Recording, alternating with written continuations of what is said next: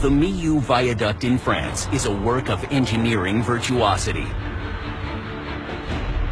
It's over 8,000 feet long and taller than the Eiffel Tower.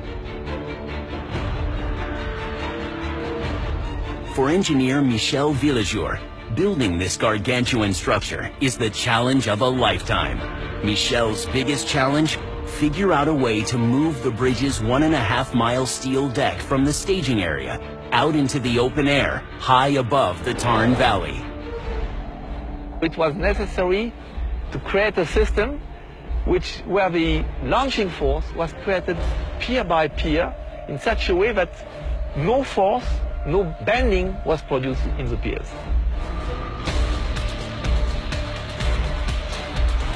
Called a translator, the machine uses the slipperiness of PTFE and hydraulic jacks to lift the deck off each pier entirely before moving it deeper into the valley.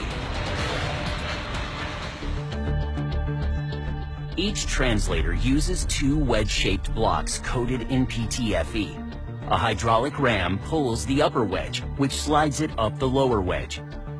This lifts the deck away from the pier, pushing it forward at the same time.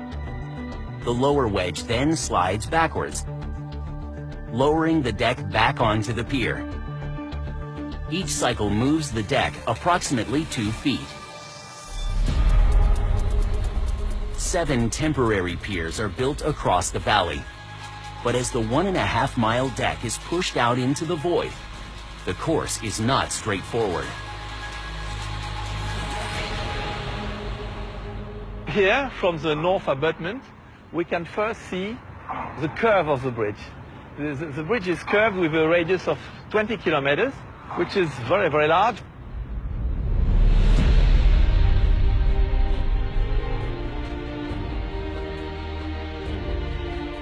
As the 2 colossal sections approach each other from opposite sides of the valley, engineers rely on GPS technology to ensure pinpoint accuracy.